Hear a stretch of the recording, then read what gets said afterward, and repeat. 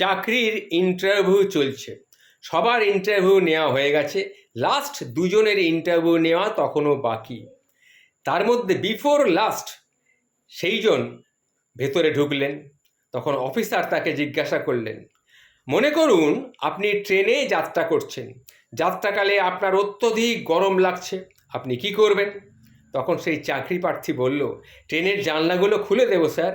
তখন অফিসারটি বলল, বাহ, খুব ভালো, এবার বলুন জানলার ক্ষেত্রফল 1.5 বর্গ মিটার, ট্রেনের কামরার ঘনফল 13 ঘনমিটার, পশ্চিম দিকে ট্রেনের গতিবেগ 80 কিমি ঘন্টা এবং হাওয়ার গতিবেগ দক্ষিণ দিকে 5 মাইল সেকেন্ড হলে তাহলে ট্রেনের কামরার যে ঠান্ডা হতে কত সময় লাগবে?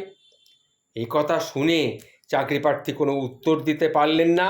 তিনি বেরিয়ে এসে তখন দ্বিতীয় চাকরি প্রার্থীকে সমস্ত বিষয়টা জানালেন। এবার দ্বিতীয় যে প্রার্থী মানে লাস্ট যিনি ইন্টারভিউ দেবেন তিনি ভেতরে ঢুকলেন। অফিসার তখন তাকে বললেন, মনে করুন আপনি ট্রেনে যাত্রা করছেন, যাত্রাকালে আপনার অত্যধিক গরম লাগছে, তখন আপনি কি করবেন? তখন সেই চাকরি প্রার্থীটি বলল, স্যার আমি প্রথমে কোটটা গা থেকে খুলে ফেলব, তারপরেও যদি গরম লাগে তখন কি করবেন? তখন স্যার জামা খুলে ফেলবো, তারপরেও গরম লাগলে আপনি কি করবেন? প্যান্ট খুলে ফেলবো।